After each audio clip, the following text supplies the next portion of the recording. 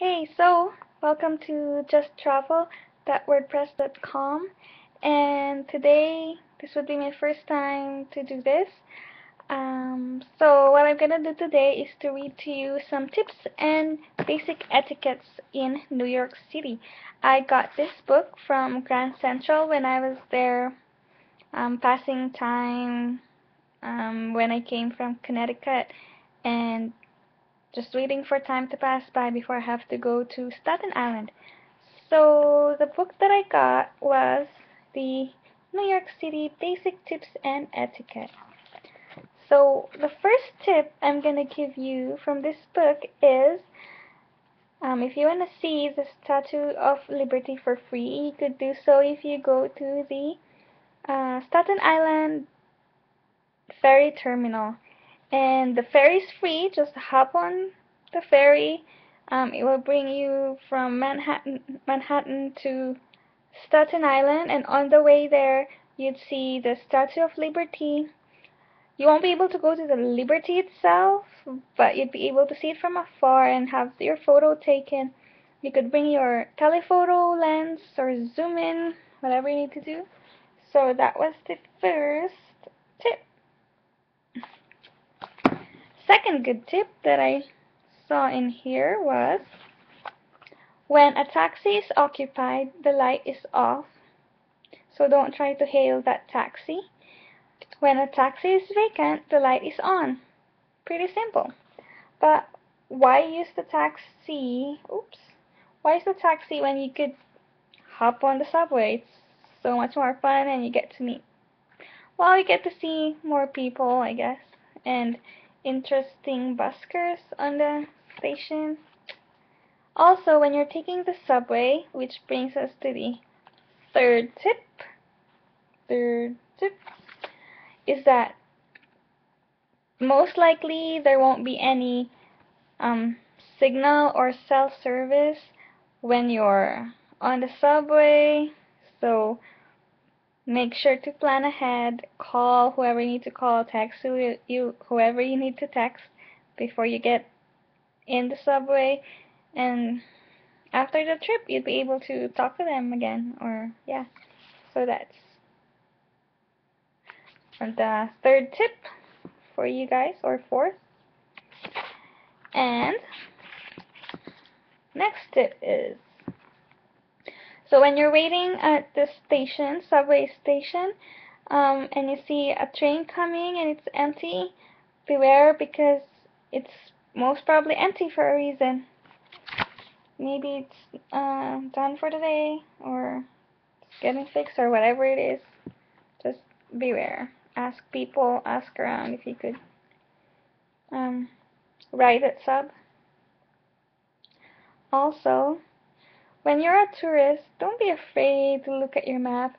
Um, it's on this book here that even residents use maps in New York City, and I found that true because when I went to New York City, my friend lives there.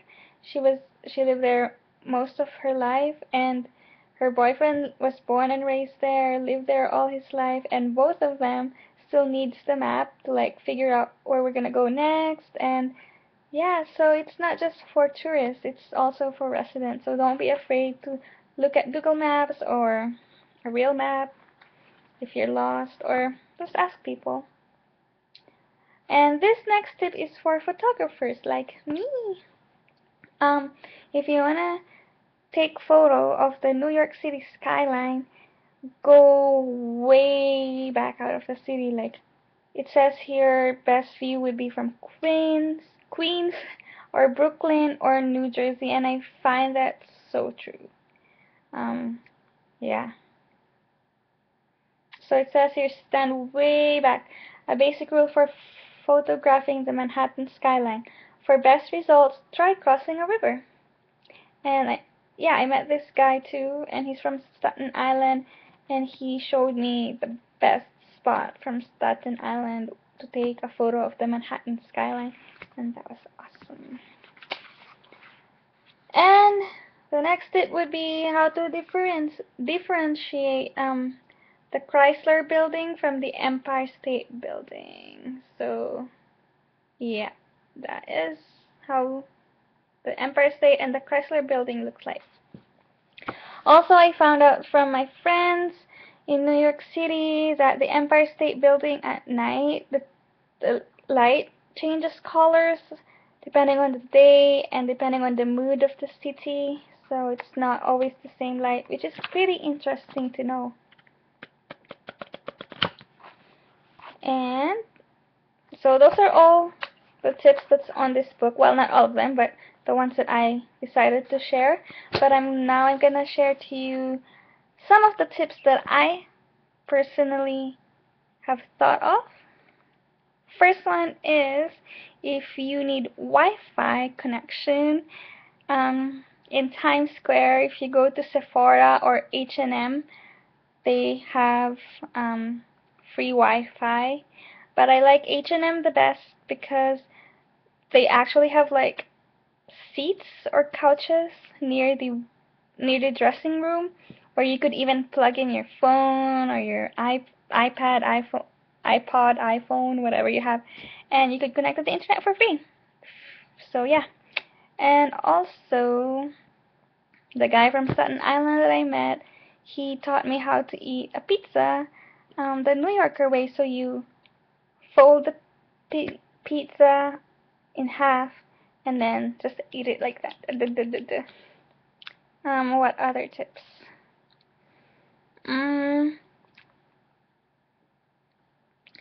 If you don't want to have your photos taken with those people wearing Mickey Mouse mascot or anything like that in Times Square, just try and avoid them.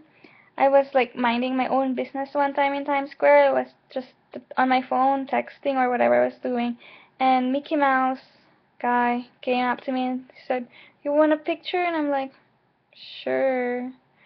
So I didn't want to turn him down. I didn't want to have a photo taken with him, but whatever. So I said, "Sure," and then I said, "Okay," and then we took the photo, and then after that he asked me for money, and I'm like, "But I didn't ask to have a photo taken with you. You were the one who wanted to have a photo taken with me." So anyways, I still gave him money. And I was gonna give him change, but he said, "No, no change." So yeah. And also, if you wanna watch a Broadway show and you weren't able to buy tickets in advance, sometimes I don't know if they do it all the time, but I know sometimes they have lottery for the tickets. So you go to the place where the show is, and then you line up, or you'll see someone there, and then they'll ask you if you want to join their lottery, and then you'll just have to fill out a piece of paper, put in your name, and then they'll wait how many seats are free for the night for the taking, and then you can get in for lower price ticket on the day itself. Um, I went to try my luck with Hedwig with Neil Patrick Harris on it, but I wasn't lucky enough, I guess. If my name was drawn, the ticket would only be $37 compared to $200. That was the cheapest ticket for Hedwig, and I was so heartbroken. But anyway, so yeah. I guess if you want to go see New York City, um, where no other tourists have been, befriend a local and they'll bring you to locally stuff, like you don't have to explore New York City the way every other tourist do. So try and find a local and then show them or ask them about what do locals do, where do locals go, what do they like to eat. So yeah, I was lucky enough that I know some people there, and I mean I still did the touristy stuff, but I also got to see how New Yorkers really live and where they go to eat, where they go to have fun and stuff like that. So yeah, those are just all my tips for this. It's been 10 minutes, so I gotta stop. Thanks for stopping by. Bye.